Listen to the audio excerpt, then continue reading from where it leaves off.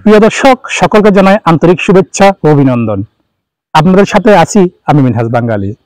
ইতিমধ্যে আমরা এসেছি দক্ষিণ চট্টগ্রামের অন্যতম একটি স্থান লোহাগড়াস্থ চরম্বা এলাকায় সেগুন বাগানের পাশে, সেই বালুচরের পাশে কৃষি উর্বর নির্ভর জায়গার উপর। আমরা এই জায়গায় এসে আমরা বিশেষ করে একটি জিনিস পেয়েছি, এটি হচ্ছে একটি কৃষি উৎপাদনশীল এলাকা।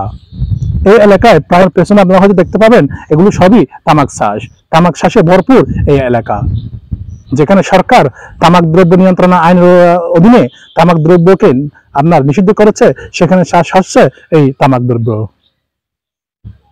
আজকের যুব সমাজ আপনার নষ্ট হচ্ছে বিশেষ করে এই তামাক দ্রব্য সেবনের মাধ্যমে। এই এলাকায় যারা অসাধু ব্যবসায়ীরা এসে এখানে কৃষকদেরকে তামাক চাষ লাভের আশায় তামাক চাষকে উদ্বুদ্ধ করেছে, সেই তামাক চাষ সাথে তাদেরকে ফিরিয়ে আনতে উপজেলা কৃষি সম্প্রসারণ অধিদপ্তরের কাছে বিশেষ একটি অনুরোধ।